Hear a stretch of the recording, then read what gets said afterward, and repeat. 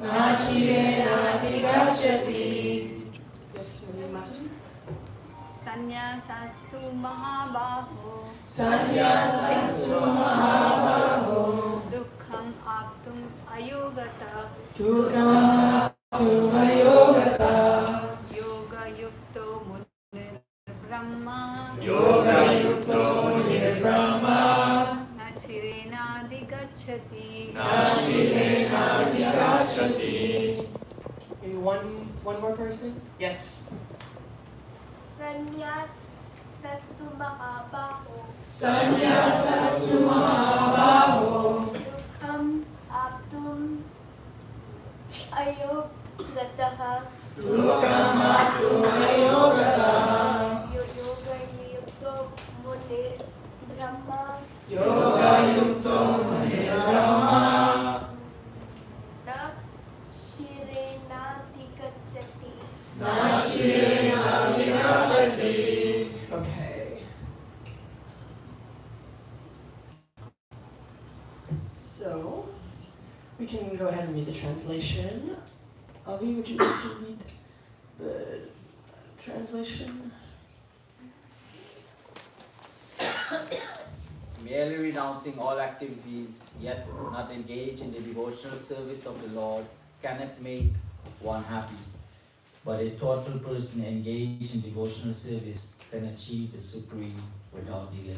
So what do you get from this verse? By just giving up everything, that's not the answer. We have to give up everything and keep the Lord in the center. So. Yeah. So, why does Krishna tell this to Arjuna? Why is he saying this? So, to give some background, if we go back to the second chapter of the Bhagavad Gita, Krishna, he's talking about knowledge of the soul, how to get out of this material entanglement by devotional service.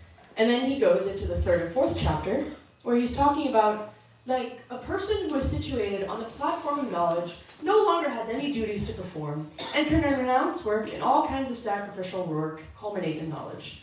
And at the end of the fourth chapter, however, the Lord advised Arjuna, wake up, fight, be situated in perfect knowledge. So Krishna, he's kind of talking about the importance of both work and devotion and inaction and knowledge. So he's kind of saying, oh yeah, do this, but also do this. So Arjuna's very confused. You know, Arjuna believes, hey, these are two very different paths. I can't do both. Work and renunciation, they appear to be incompatible. So in the first verse of the fifth chapter, Arjuna asks, "O Krishna, first of all, you asked me to renounce work, and then again, you recommend work with devotion. Now will you kindly tell me definitely which of the two is more beneficial?" He wants a concrete answer. Tell me which one to do. And Krishna, he's answering Arjuna by telling him that, you know, both of them are good, but one who works in devotional service is better. And then he's going into more detail, and that includes this verse here. So if we go back to the verse, the key word for me is merely. It's the first word. What does merely mean? Does anybody know? Only. Yes. So to only do that one activity, that's all you need to do. So Krishna is saying, if you focus only on giving up activities, you won't become happy. That's not going to satisfy you. But if you're including devotional service within that, you can achieve the ultimate goal. But he doesn't just say why. Why does renunciation alone? What is wrong with it? Besides being unhappy. I mean, you know, one can argue, oh no, I'm perfectly happy just sitting by myself and just doing nothing. You know, so there would be some people like that. So what is wrong with it? So what I'm going to do, we're going to read the purport, and we're actually going to read it all the way through. And then we'll move on to our discussion about renunciation. So I'm going to break it into 3 sections. So I'm going to need 3 readers. Gopi Bach, can you read the first one? And I'll tell you when to stop.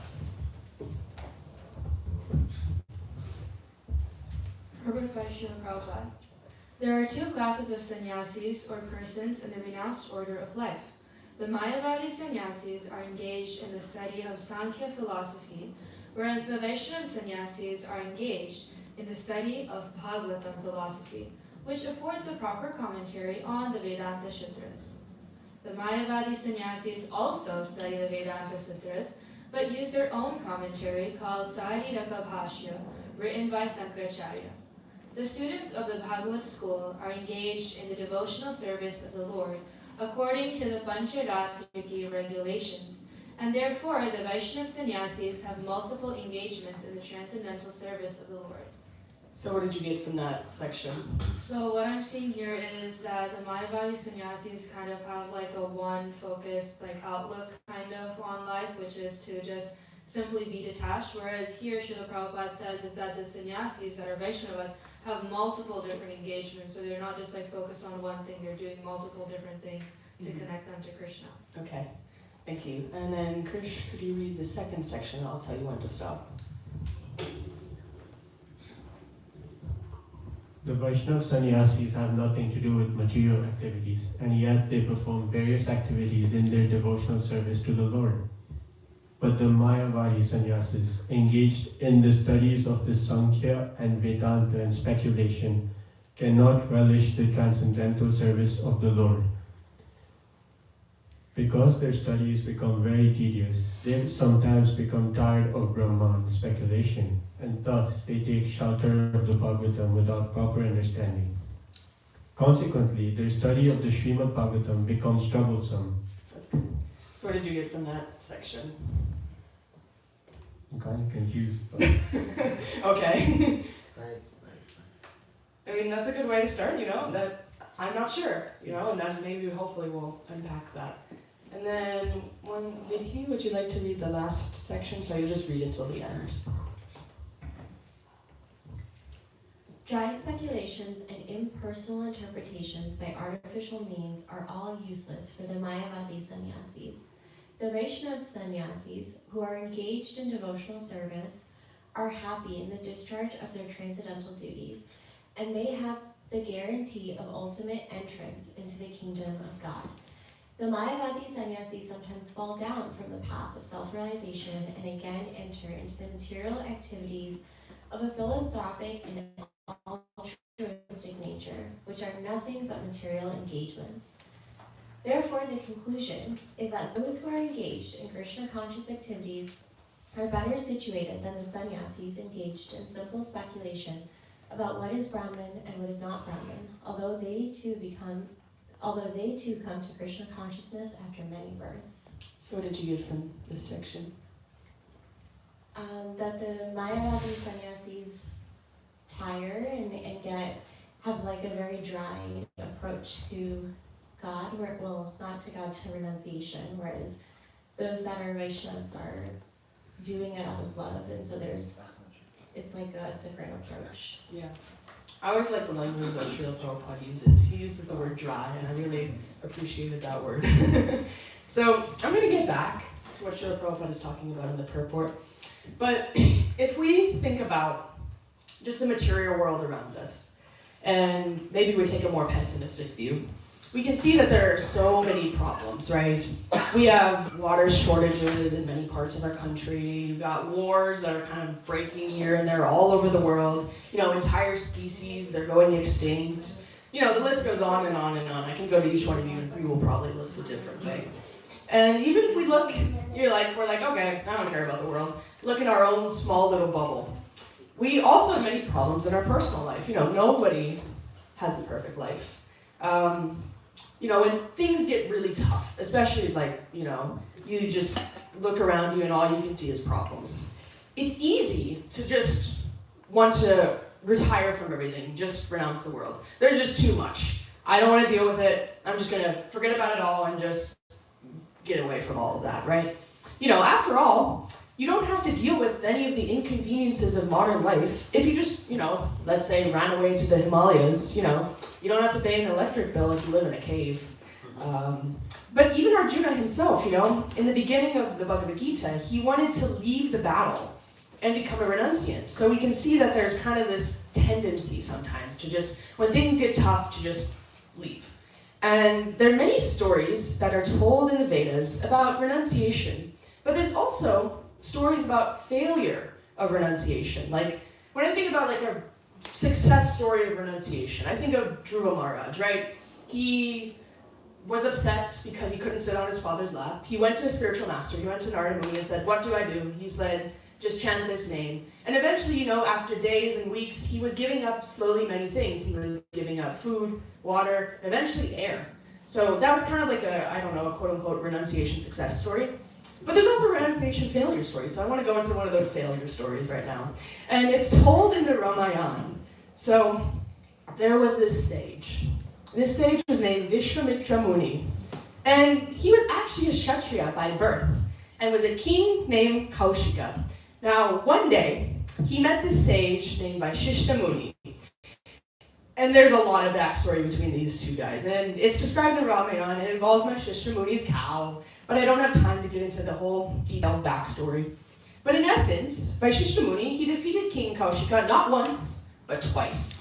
And after this, he was kind of upset. So he realized that the Brahmanas, they were much more powerful than Kshatriyas. He's like, I want to be more powerful than this guy. He defeated me twice. I want to be better than him, so I must become a Brahmana.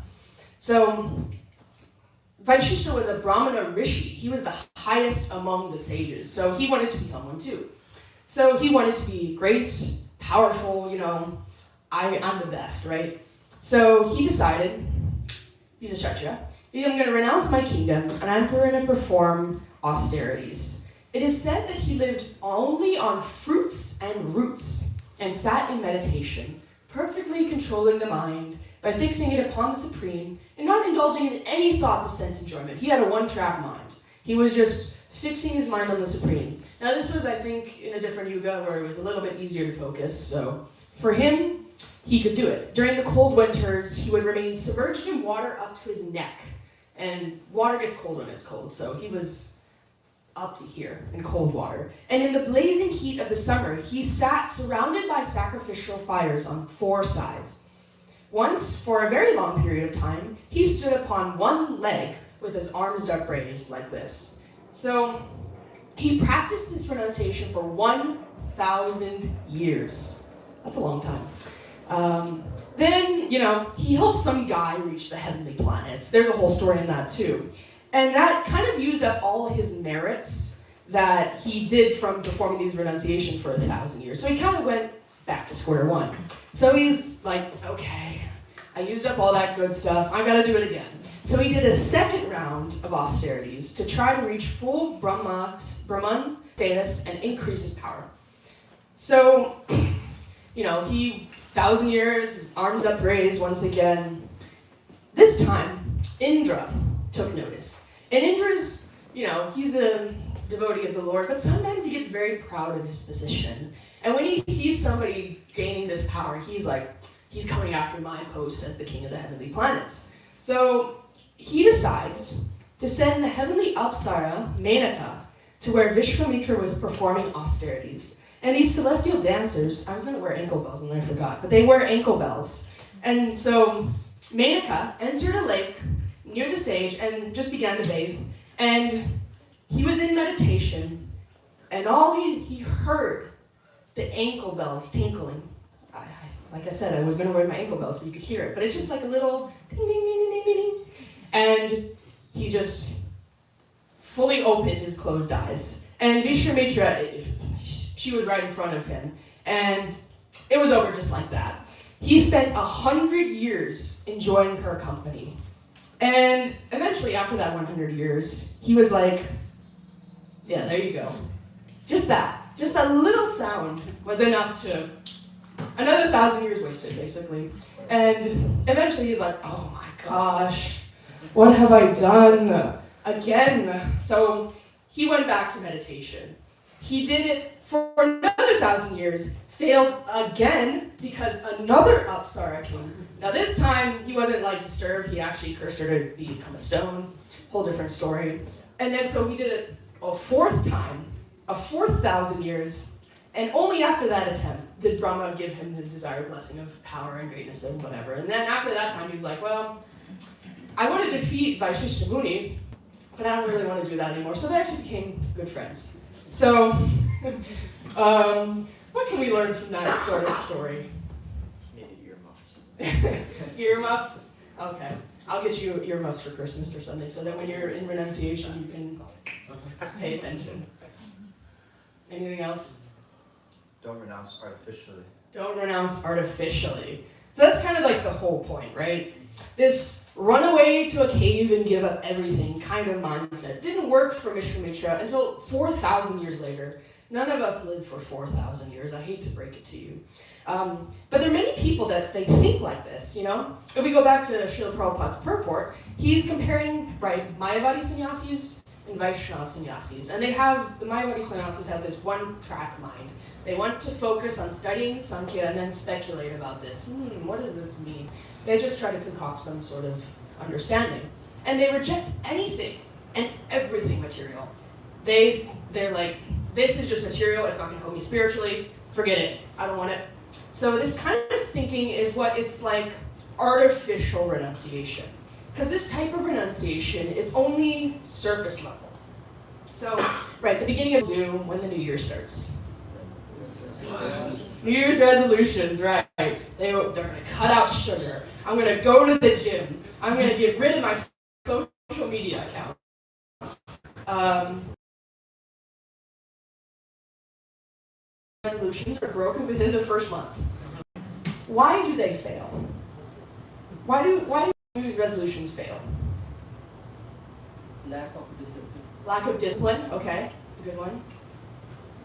It's hard to break habits. It's hard to break habits, yeah. So I was reading up on an article on this, and the author was saying that when people set these resolutions, they think they should change, but they don't understand why they need to change. They're just like, I need to change, but they don't see beyond why they need to change. You know, they look at themselves in the mirror, and they're unhappy with the way that they look, but they don't understand why they are unhappy with the way they look. So just like these New Year's resolutions, the Mayavadi sannyasis, sometimes they fall down on the path of self-realization, and they go and focus on material philanthropic activities, you know, build hospitals, yada yada, all good stuff, but it's still material. So it's like, you know, have you ever seen those old clocks, those really like grandfather clocks? And those grandfather clocks have like a pendulum that kind of just swings like this. Has anybody ever seen that? These days everything is digital, so fewer and fewer people. But there's like a pendulum, and it's just going like this, right? Back and forth. So these Mayavadi sannyasis, they keep going back and forth. And this is called Bhoga Tyaga, the flip-flopping from enjoyment to renunciation, back to enjoyment, back to renunciation. And that's kind of the nature of the material world. We're going to our job very hard, we're working. Then we go the weekend, oh, I got 2 days, I gotta enjoy very hard. Then you go back, work, weekend, work. It's never ending. So this kind of flip-flopping, it just doesn't end. And so why does this type of artificial renunciation fail? So there's kind of like two reasons. There's multiple reasons, but two reasons I want to talk about. One reason is, like I said, it's surface level. It doesn't go deep within our heart. In the Bhakti-Rasamrita Sindhu, Srila Rupa Goswami, he describes the difference between Yukta Vairagya and Falgu Vairagya. So the word Falgu, it can be used to describe an underground river. So on the surface, it only appears like dirt. There's a dry riverbed, but underneath that riverbed, there's actually a river that's continuing to flow. So Rupa Goswami, he compares this renunciation, this artificial renunciation, to such a river. So although on the surface it appears to be dry, and although the artificial renunciation appears to be detached from material activities and worldly things, internally, there's such a strong desire for these things that still flow, right? In Bhagavad Gita 3:6, it is said, one who restrains the senses of action, but whose mind dwells on sense objects, certainly deludes himself and is called a pretender. So, you know, if we go back to the idea of a New Year's resolution, say for example, I want to give up chocolate, you know, and then they do that, and they may have externally given up this chocolate, but what do they think? Man, I really wish I could just have a chocolate chip cookie right now. Or they see somebody drinking hot chocolate and they're like, oh man, I wish I could have that hot chocolate. But no, I'm renounced, I've given it up, forgetting it forever. But so externally, no chocolate, but internally, it's just going through their mind, just a river of chocolate in their mind or something like that. So it's not full 100% renunciation, and that's kind of like a very dangerous thing. You know, we can see in some of like the cults, from the 70s and 80s, there were these so-called gurus, and they were asking people, follow me and you'll achieve the ultimate goal. And they were actually taking people's money and then spending it on wine and women. And they made a big show, look at me, I am renounced. And those, they don't have the knowledge, right? They're kind of gullible.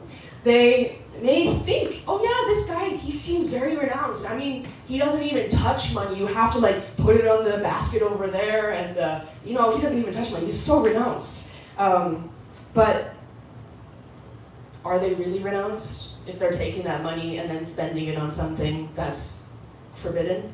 So it's even more dangerous actually than somebody who doesn't even try to be renounced, because they're very difficult to spot, like the fake pretender type of people. So we have to be careful of those who are so flashy about the renunciation, because we have to see and we have to analyze if they're doing it for the right reasons. Even with us and our kind of renunciation, we have to do it for the right reasons. Do you want to authentically surrender, or are you just doing it for Instagram likes?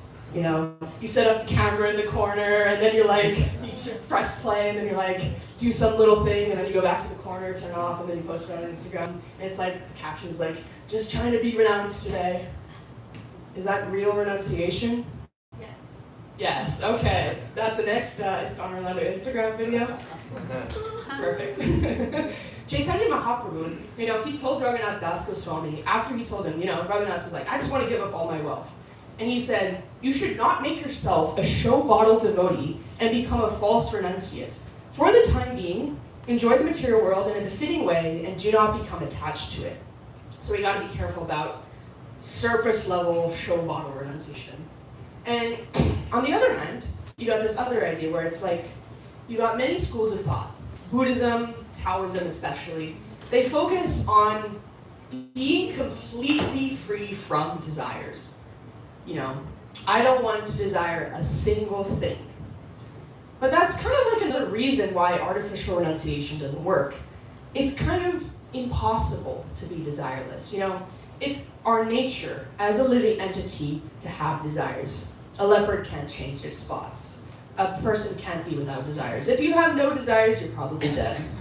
Srila Prabhupada, he clarifies the meaning of true desirelessness as being freed from material desires and replacing our desires with the desire for devotional service. But that's not easy, right? Even if you're endeavoring to be free from material desires, they're still gonna come. They don't stop. So what we have to do is change our response to these desires. It's said, second chapter of Bhagavad Gita, I think verse 70, that one who is not disturbed by the continuous flow of desires, they can achieve a steady mind. And Krishna, he's using the analogy of an ocean, right? Throughout the world, you've got all sorts of rivers, and these rivers are discharging into the ocean. But even though there's a constant flow of water going into the ocean, it doesn't overflow its banks. The level of water stays constant.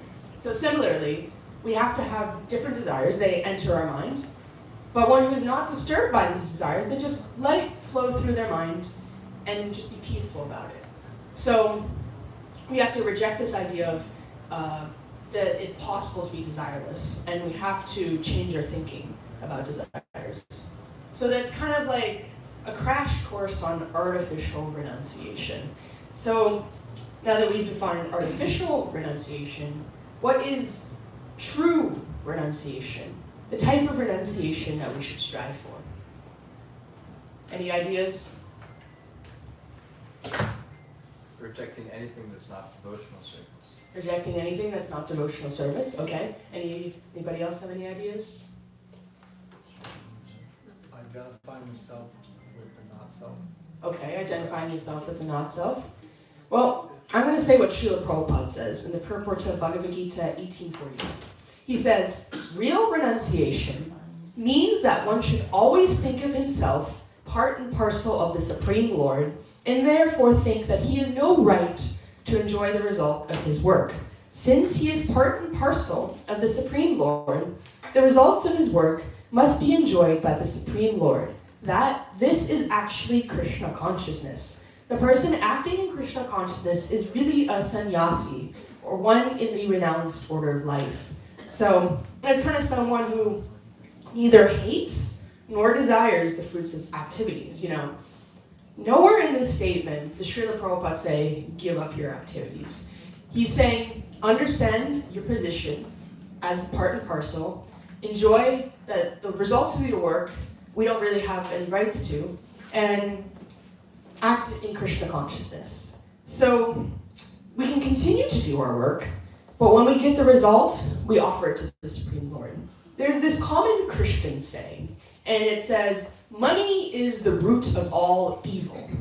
Has anybody ever heard this saying? Yeah, it's kind of a common saying. But if you actually go into the Bible and read it, the actual statement by Jesus Christ is, the love of money is the root of all evil. He's not saying money itself. He's saying the love of money is the root of all evil. Srila Prabhupada, he was in his room with Mukunda Goswami, and one of his disciples entered the room.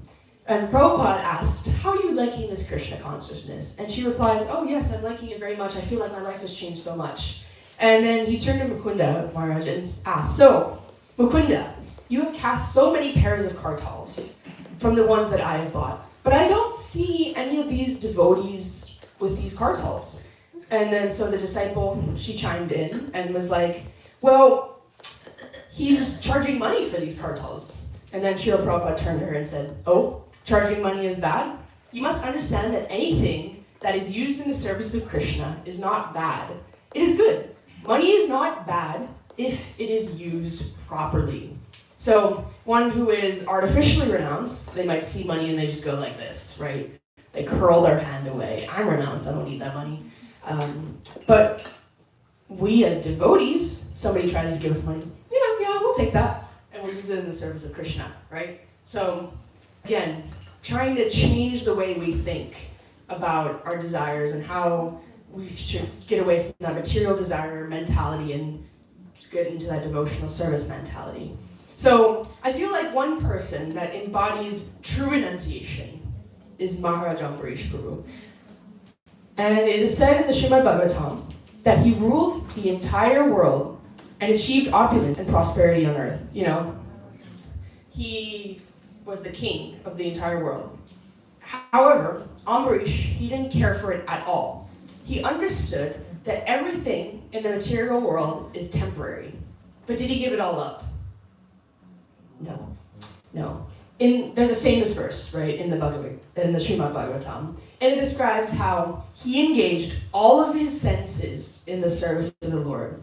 It said, he engaged his mind in meditating upon the lotus feet of Krishna, his words in describing the glories of the Lord, his hands in cleansing the Lord's temple, his ears in hearing the words spoken by Krishna or about Krishna. He engaged his eyes in seeing the deity of Krishna, Krishna's temples, and Krishna's places like Mathura and Vrindavan. He engaged his sense of touch in touching the bodies of the Lord's devotees. He engaged his sense of smell in smelling the fragrance of tulsi offered to the Lord. And he engaged his tongue in tasting the Lord's prasadam. He engaged his legs in walking to the holy places and temples of the Lord, his head in bowing down before the Lord, and all his desires in serving the Lord 24 hours a day. Everything was just for the Supreme Lord, just using it. He engaged all the senses, sight, smell, hearing, taste, touch. And legs, arms, head, everything. And when he got some result from performing his royal duties, he would offer that result to the Supreme Lord. And what is that principle of offering our results to the Supreme Lord? What is that called in Sanskrit? Not quite. Yes? Is it tapasya? No. Yes? Is it yajna? No. It starts with a Y though. Repeat the question. Yes. So we're offering our results to the Supreme Lord, using everything in service of the Lord. So it's kind of yukta vairagya. Remember, earlier in the class I was talking Srila Rupa Goswami in his Bhakti Samrita Sindhu. He was comparing Yukta Vairagya to Falgu Vairagya. And Falgu Vairagya was the dry riverbed, and then underneath was the flowing river. So Srila Prabhupada emphasized this point of Yukta Vairagya to his disciples, and he was saying, do as I'm doing. Sometimes I am managing, sometimes I am preaching, sometimes I am cooking, and sometimes I am cleaning. In that way, whatever needs to be done, you do. That's sannyas. So, Rupa Goswami describes Yukta Vairagya in his Bhakti Rasamrita Sindhu as when one is not attached to anything, but at the same time accepts everything in relation to Krishna, one is rightly situated above possessiveness. So, not being attached to these things, but at the same time taking these things and using it in the service of the Lord. You know, by following this principle of Yukta Vairagya, someone can work honestly in this world and live what we would call a typical life and still be more renounced than someone who has, you know, retreated to the Himalayas to withdraw his senses from the world. You know, we think about Srila Prabhupada. He used many modern technologies, like the dictaphone, right? He would use the dictaphone to record what he was saying, and then his disciples would use that to translate. Jai Shri Jai Gaurnataraj Ki Jai.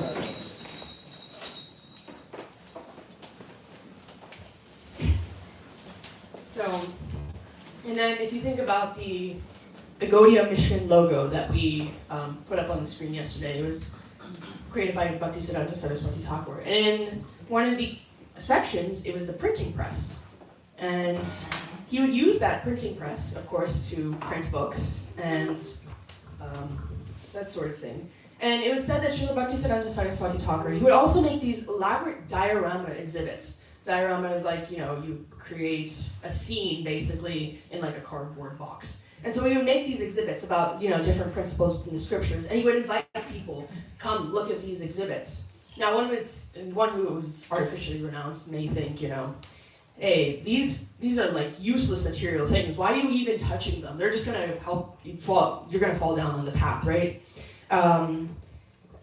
But because they were being used in the service of Krishna, and only in the service of Krishna, they were spiritual. So I want to just ask anybody if they could give maybe some examples of Yukta Vairagya. Does anybody have any examples? And before you, Marisha, excuse me, just on this same words, I was going to speak a little bit on Yukta Vairagya. Sure. So we have learned in earlier, Vairagya means renunciation. Yeah. We're renouncing everything which we think is ours, not ours, we're renouncing everything. And Yukta Vairagya means, just to know the definition, means using the same thing in the service of Krishna. That's Yukta Vairagya. Vairagya means I'm renouncing my phone. But Yukta Vairagya, I'm using my phone in promoting Krishna's pictures or quotes or whatever. So good. That's why I want to make sure that everyone understands the two meanings, two words. Vairagya, I don't want it. Yukta Vairagya, I want it. Prabhupada said when someone gives me money, I take it with both hands and give it to Krishna. So now go ahead with the examples. Yeah, so thank you. Yes. Anybody? What was the question? Examples of Yukta Vairagya. Okay. Yeah. If I make some money at work and then I give some that's in temple or something. Okay. Right. Yes. Yeah, that's today. That's good. So no Prabhu, I saw your hand up. Not from real life, but I heard this pastime of Bhaktisiddhanta Saraswati Thakur when he was a child, and then he ate a mango which was not offered to the Supreme Lord, and then his father told you should not eat that. Then he, like for his whole life, he gave up. He will not never eat mango. So.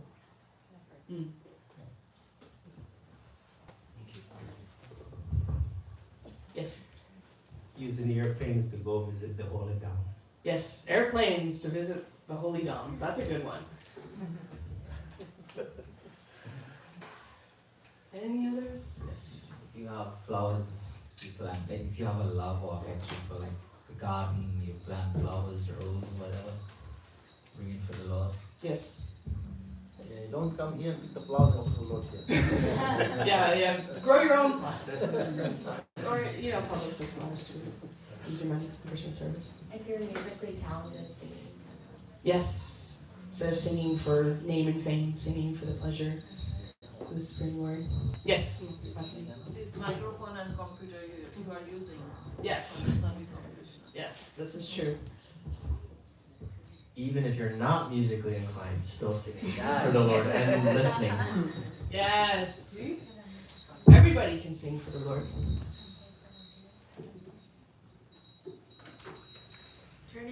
Turning your Instagram reels into a bunch of Krishna conscious kirtans and classes and stuff like that. That's a good one. All you have to do is just like all the ones that pop up that are like Krishna conscious related, and the algorithm is like, oh, you like Krishna consciousness now, so they're gonna just show you Krishna consciousness. That's one you can use. What about things that cannot be Yukta Vairagya? Not everything can be used in the service of Krishna, right? Can everything be used in the service of Krishna? Pretty much. Pretty much everything, Prabhu?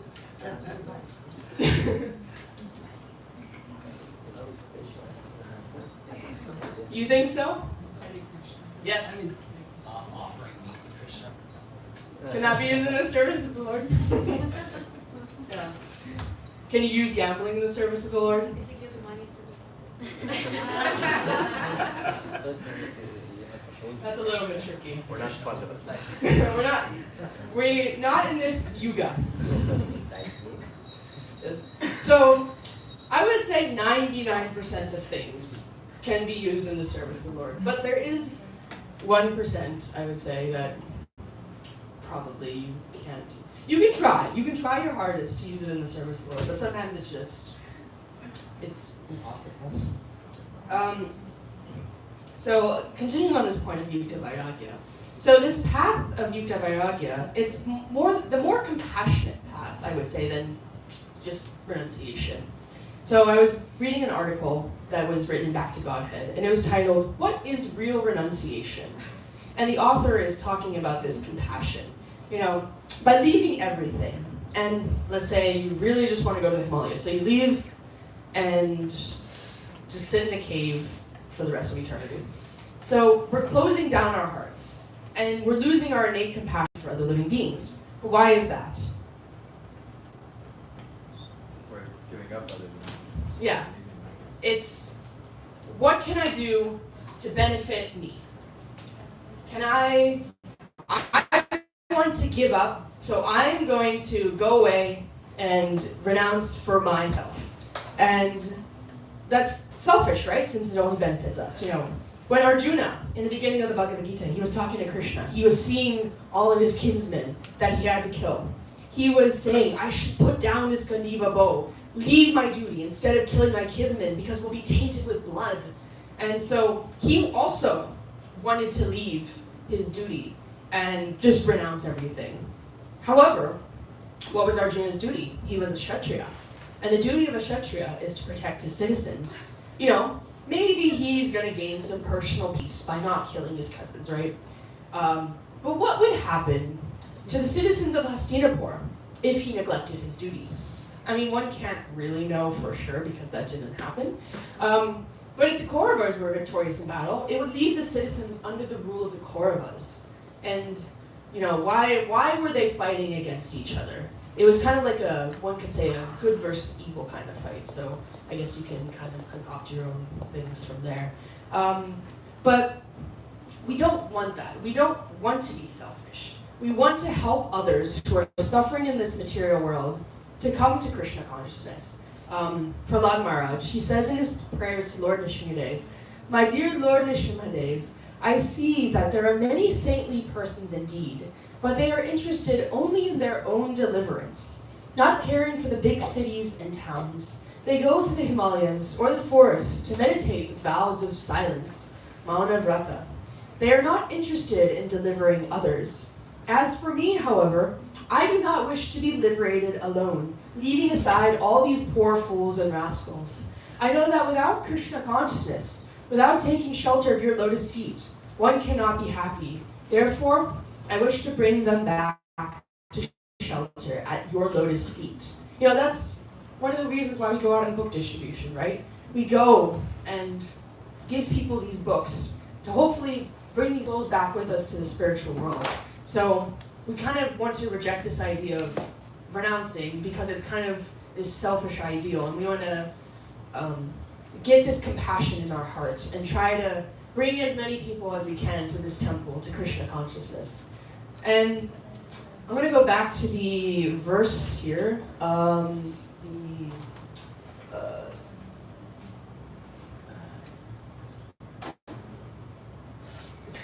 The Sanskrit, right? What's the first word?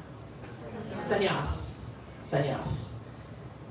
Does that mean that one has to be a sannyasi to be considered this with its true renunciation? Is it limited to just sannyasis? No. So most people say no? Okay. That's good that you think this way, because it's correct. You can be in any ashram and you can be renounced, because sannyas, renunciation, is an internal process, not an external process. You can't get rid of material desires simply by putting on orange robes and going out and preaching. It's said in the Bhagavad Gita that someone is a sannyas based on how they act, not how they dress. Now, there's going to be some people that they are actually naturally inclined towards renunciation. And they want to take that vow of celibacy, and they want to become a brahmachari, or they want to become a sannyasi. But this is not going to apply to most people. Most people are not going to become brahmacharis or sannyasis because they don't have that inclination, and that's okay.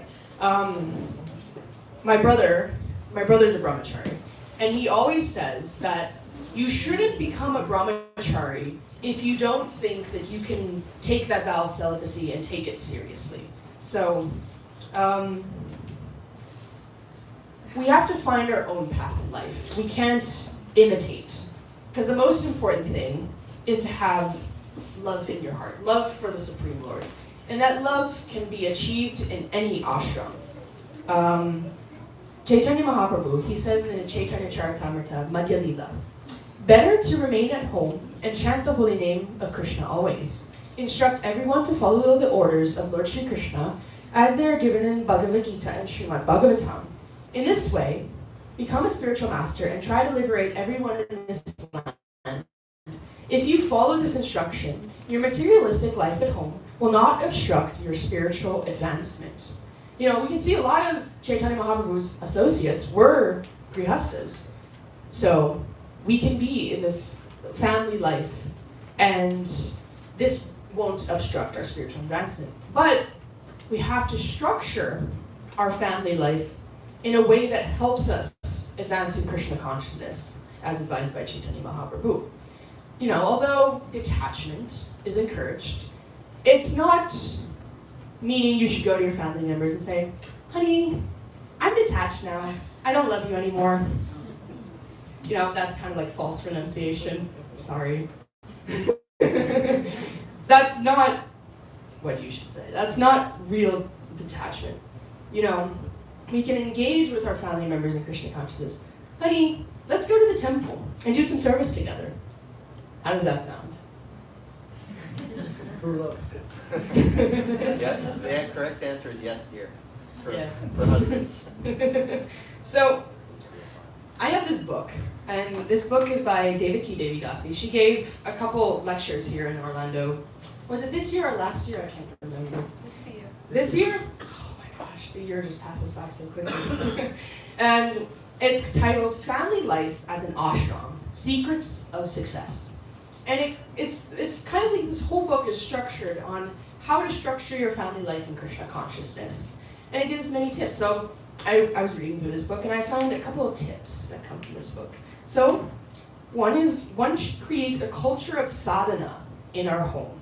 You know, it's easy for somebody who lives in the temple to attend morning program daily because, you know, they don't have to drive, right? They can just walk and they're right there at the morning program. But it can be challenging for grihastas, right? Especially if you live an hour away, right? You don't want to drive an hour there, an hour back every day. I mean, somebody who's really dedicated will do that, and that's very good. But you can't expect everybody here to attend morning program every day. It would be nice, but it's a little bit unrealistic. So instead of having that here, we should try to create that same atmosphere at home. You know, we can, as a family, rise together early in the morning, and we can start our day as a family together with hearing, right? Hearing, it's most effective in the company of Vaishnavas. And so doing it with your family, doing it together, it will be more effective because you're doing it together. You know, we're all in this together. That's kind of a common saying. And you can teach your children about these practices, japa and all this, and involve them, because the easiest way for people to learn is to actually do the action. You know, we can all be theoretical up here, but if you're not applying it, what's the use? So when I was younger in my home growing up, we had Gornitai Divis, like this big. And every month, my dad would get me and my brother, and he would teach us how to take care of them. He would teach us the proper way to bathe and dress them, and how to perform arti, how to decorate the altar, etc. So he'd kind of try to do this once a month. So it's just engaging your whole family, creating the culture of sadhana in your home. And then another tip that was described in the book is the regular reading of Srila Prabhupada's books. You know, if you ask people these days what their favorite book is, what will most people say it is? It's a book. What's a book? Oh no. What about Facebook? Does anybody use Facebook anymore these days though? No. No. This joke is going to get old very quickly. But, you know, people don't read so much these days. But books like, you know, Bhagavad Gita, Srimad Bhagavatam, they should become our favorite books. You know, that's another thing that my dad would do. He would gather me and my brothers in the living room. We'd all sit on the couch together. And about every day, maybe not Sundays, because Sundays we would go to the temple, and we would just sit and read the Bhagavad Gita together. We'd start with chapter 7, and then once we got a little older, we'd do 7, 8, 7, 8, 9, 7, 8, 9, 10. I think women did those 4 chapters. And so that's kind of like a daily practice that we did. Now, those with younger children, they might be concerned that these children are going to get bored by reading Bhagavad Gita. Now, of course, just by hearing, they're going to get some benefit, but even if they aren't enthusiastic. And so, the one way you can do it, you can read stories, Krishna book, Ramayana, Mahabharata. There's some lessons in those, but they're in a form of a story where they can hear about Krishna killing all these demons, or the interdynamics of the Mahabharata, or Ram, Lakshman. I mean, that's what my dad, when I was like really younger, we would read all these like more digestible books. So, reading together also, you know, if maybe you're like family life but you don't have any children, you can still read. You can read with friends, right? I was scrolling on social media the other day, and it was a post from somebody I know, and she was saying that her and a group of friends, they would get together and read 21 chapters of Srimad Bhagavatam daily.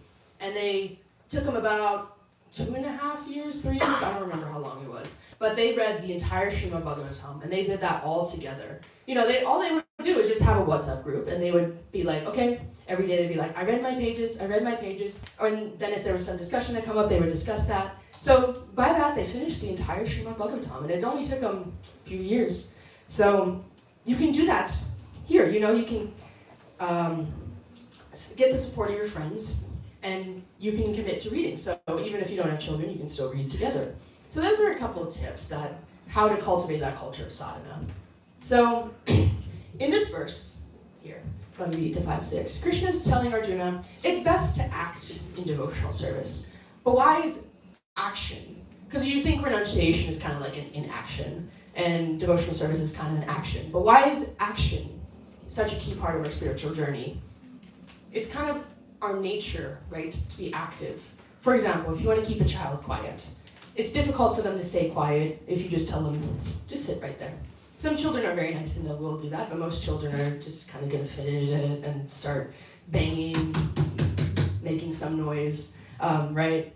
And if you give them something to play with, like a coloring book, they're more likely to sit nicely and quietly. So devotional service, it requires action. And I was listening to a class, and the analogy was given. You can listen to a lecture and think, wow, that was a mind-blowing class. So many points were said. I learned so much. And then you go and do nothing different. It happens. It really does. If somebody gives you a cookbook, this is a cookbook by Yamuna Devi, and you're like, wow, this is such a good cookbook. You read through it. You read through it again. You read through it again. You're reading it over and over and over. Do you get any recipes from that? No. If you're just reading, you can't taste it by reading the recipe. I wish that was how it worked. But you have to go to the store. You have to buy the ingredients. You have to get the pots and pans, and you have to do the action and cook the recipe. Or there's another example. If you pay thousands of dollars with inflation these days to go to a wellness retreat, somewhere like, a wellness retreat in Costa Rica, it's gonna change your life. Some silly slogans or something. And you're there and you're immersed. You're like, I'm in the beautiful tropical lands. I'm really immersed. And then you go home and you do the same thing. You do the same old habits. What was the point of spending $1,000 then to just get that 1 week of wellness? So you have to apply those wellness tips to your everyday life. So similarly, when we're listening to a class or reading one of Srila Prabhupada's books, we have to analyze it. How can we apply these principles? How can we take action in our daily life? Otherwise, we're going to stay stagnant. We're going to wonder why we're not making any progress in Krishna consciousness. So, throughout this class, we've been kind of treating renunciation and devotional service as two separate paths. You can either renounce, or you can either perform your devotional service, yukta vairagya, yada yada yada. But actually, renunciation and devotional service, they're part of the same path. So I wanted to read a verse and a section of the purport from the Srimad Bhagavatam, Canto 3, Chapter 32, Text 23.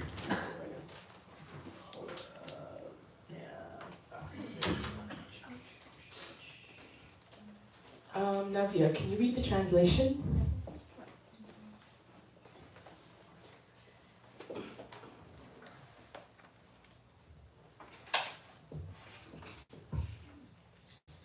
Engagement in Krishna consciousness and application of devotional service unto Krishna make it possible to advance in knowledge and detachment, as well as in self-realization. Yes. And then we'll read the first section of it. Can you read? And I'll tell you when to stop. It is said by less intelligent men that bhakti yoga, or devotional service, is meant for persons who are not advanced in transcendental knowledge and renunciation. But the fact is that if one engages in the devotional service of the Lord in full Krishna consciousness, he does not have to attempt separately to practice detachment or wait for an awakening of transcendental knowledge. It is said that one who engages unflinchingly in the devotional service of the Lord actually has all the good qualities of the demigods developed in him automatically. What do you get from that? Mayavad sannyasis are very butthurt and trying to show jealousy, but it does showcase you have the two sides. Back to actually relating to what Srila Prabhupada was talking about in his purport from the verse that we read earlier. Mayavad philosophies are going through so many hoops and hurdles, studying all the different philosophy through the Sankhya method, ultimately coming to the point where they may even fall down because they can't sparkle for eternity and become one. And then the flip side of that is that where we said renunciation and bhakti yoga and devotional service, they're not two different sides of the same coin. They're on the same side of that coin. They are together. And by performing one, you're automatically doing the other. So by doing devotional service, you are renunciating, and also you have all this good qualities naturally developed. Whereas if you're not, you're just trying to dryly speculate, you're not going to get any of that good positive result. You're going to get worn out. You're going to become dry. I still really like that word, dry. So if we engage in devotional service, the natural byproducts are going to be knowledge and renunciation. Instead of taking this pill, this pill, this pill, this pill to cure some disease, you only need to take one pill, that one pill of devotional service, and it will take care of all the symptoms. You'll get that detachment, you'll get that knowledge, self-realization, everything all in one. So, in the beginning of the class, we were talking about how these Mayavadi sannyasis, they swing like the pendulum, right? Going from renunciation, enjoyment, back to renunciation again, bodhityaga. So, with the practice of devotional service and renunciation, with devotional service, there's some renunciation involved. right? But we have to find a balance. We also can't be going, I'm full on 100% devotional service, I'm back to full on devotional. We can't also be like this pendulum. We have to find the steadiness, right? So, and that balance is not a one size fits all. It's going to be whatever works for your particular situation. And I was listening to another lecture, and it was saying that, back in the early days of ISKCON, there would be some devotees, and they would go for days. No sleep, and maybe a little bit of sleep. And they would not eat anything. And they would do this for 4, 5 days. And at the end of those few days, what do you think happened? They would basically eat so much because they were starving. They would just eat and eat and eat. And what happens when you eat a lot? You sleep. And they would sleep for a very, very, very long time. So it was like full renunciation, eating and sleeping very little, and then full feast, and then sleeping for 24 hours or however long it was. And so we want to avoid this kind of swinging back and forth. It's said in Bhagavad Gita 6:16, there is no possibility of one's becoming a yogi or Arjuna if one eats too much or eats too little, sleeps too much or does not sleep enough. If we eat too much, we're doing it also just for the satisfaction of our senses, instead of, only ingesting what is necessary to keep the body and the soul together. And that's kind of going against this principle of renunciation, because true renunciation is giving up these material desires, and if you're eating too much, all you're doing is satisfying those senses. And if we eat or sleep too little, we're going to be thinking, I wish I could sleep right now. Oh man, I'm just so hungry. And you won't be at like 100% energy. And when you're not at 100% energy, you can't maximize your devotional service. So, in conclusion, I want to go back to this verse here. And I want to read again the last line of the purport.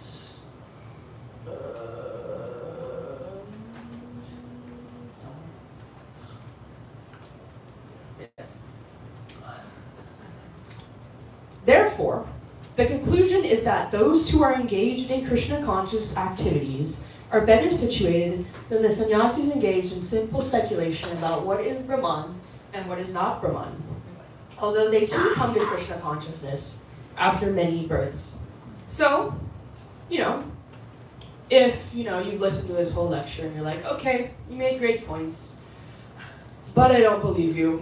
I'm just going to stick to my renunciation going into a cave or whatever you want to do. So, if you stick to the speculation, an artificial renunciation like Mayavadi sannyasis, you are going to eventually come to Krishna consciousness after some time. But why go through all these extra steps when you can just go straight to the last step? Save some time, probably save some money. You can just go straight to the end. Also, the process of devotional service is much easier than, dry speculation, trying to read a whole bunch. And it's also a happier process. It's said that in the purport that the Mayavadi sannyasis, they sometimes become tired of Brahman speculation and give up. But the Vaishnava sannyasis, they're constantly engaged in the service of the Lord. And this process is happy. Oftentimes, after the program, I walk into the kitchen and I see, these devotees, they're engaged in devotional service. They're washing pots, they're sweeping the floor, but they're laughing. They're just so happy. I never see them and they're just like, you just so sad. Give me more mopping. Give me more mopping to do. Yeah. They're like, give me more. I'm hungry for it. They're not like, oh man. They just put another pot in the sink. I have to be here for another 5 minutes. Do you think like that, Kalash? No? Yeah, there's none of that. There's only like, I'm just happy doing this right now. I never see them sad. And so, that's the power of Krishna consciousness. Devotional service. It's happy, it's easy, and you can also be renounced at the same time. So with that, I will conclude here, and I will take questions, comments, concerns, all this sort of thing. Hare Krishna, Marisha, very nice class actually. I love every point of it. Can you have an applause for Marisha? Please, so, wow. I thought you would point out another word from the second line, which I want to point out now in the translation. The translation. The merely was the first word, only, and sometimes only we use because we don't put too much of thought behind it. Like someone gives you ice cream, varieties of ice creams to eat. Yeah. No, I only like vanilla. Yes, I only like. We don't think about. No, chocolate is good too. Yeah, this is good too. But no, I only like this. My mindset is fixed, right? And then the second line, if you see the purport, the translation, the key word there is of course you can see thoughtful person. This is so amazing, Prabhupada. This is the Krishna uses this word here. Only a person who is thoughtful, and then you gave so many examples of Srila Prabhupada coming to the USA and giving this Krishna consciousness to others, whereas other sannyasis also came to Krishna consciousness, but were not able to give Krishna consciousness. They were not so thoughtful, right? Sometimes we just come to the temple, see the Lord, we close the eyes and do whatever thing we do, and we go back. We just don't think much. And we come to ISKCON and we come to learn that darshan means that the Lord is taking our darshan. But we have not thought about this, or thought about this. We thought we are taking darshan. And then what we do, we only have like 2 seconds, have to go back. Now kids are waiting, run away. But now when you know the Lord is waiting for you, we feel the thoughts behind the thoughtful person and my thoughts for the Lord at the same time. And the other one you mentioned later in the class about reading. Of course, you just said it like a normal talk, but I would say you should emphasize this, but we won't do this. Parents should read with the kids, or family should read together. Let me make it simple. I know one Mataji, and her son, Annapurna Mataji. She always sends me have questions at 10 p.m. at night. Me and supposed to be reading, and this question came. So these two together read a lot, right, as a family. So growing up together, if I am a devotee, my parent, I'm happy, I know what made me happy. Krishna consciousness, Srila Prabhupada's books. Why don't I want to share that with my other kids at home and outside the home too, wherever it is. So please, families, make it clear in a nice way, families should read together. Make up a time like once a week. Start once a week or once a day. Whatever it works out. But we should, and Marisha gave one example. When she speaks about her father, I was thinking about her father, her dad, like wow, wonderful devotee. Small, and also one more thing. Funny, Marisha was small and she had a small ditty she was dressing. Now Marisha became big, her ditties also became big, right? Which she does today. So this is how the training came. Where the training came from Krishna? No, from the parents.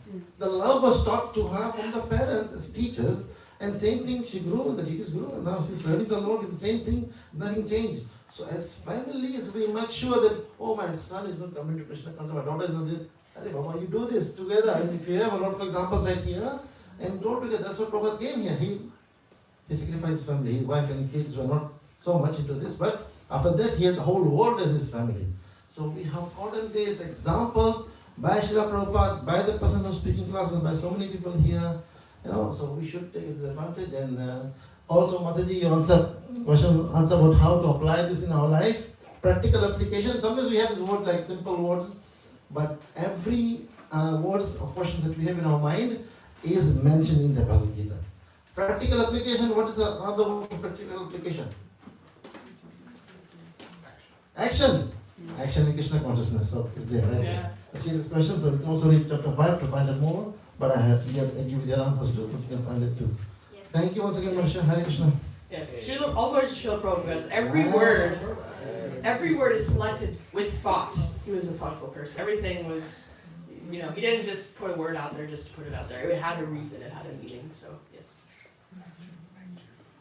3 minutes? So, yes, that was a nice, it's clear from that monologue and your monologue as well about the practicing as a family, right?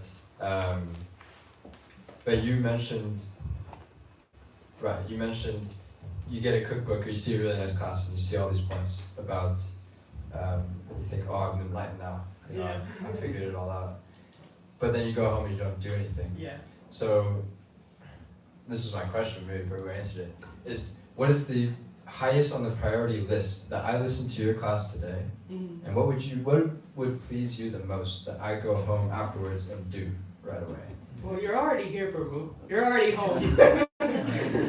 Just stay here. Just do devotional service. But yeah, I mean, From your class today, is there From- one action that you would recommend the most?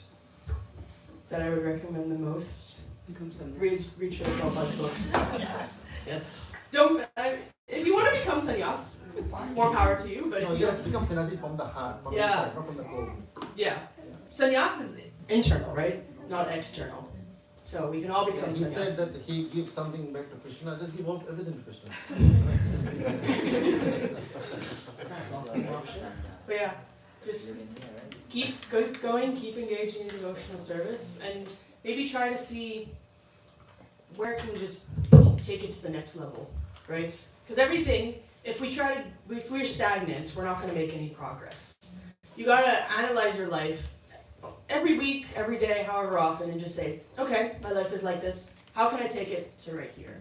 And then how can I take it to right here? There's always, you can read again and again and again. You're always going to find something new. There's always room for improvement. So even if you think, oh, I've kind of read everything, I've done everything, I'm chanting 16 rounds, I'm doing all this service, there's always something, just a little bit something more you could be doing. I don't know if that helped. Did any point you mention you got from the class? Any point that stood out from the class that you made a lot of notes? I was seeing. Quickly, 1 minute, 1 minute, almost.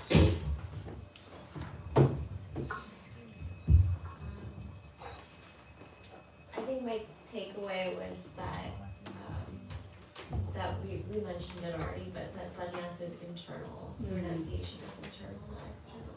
Yeah, thank you, that was important. So, thank you everyone for listening. Srila Prabhupada ki jai! And we'll move on to Gaur Arti. Jai! Prabhupada ki Jai!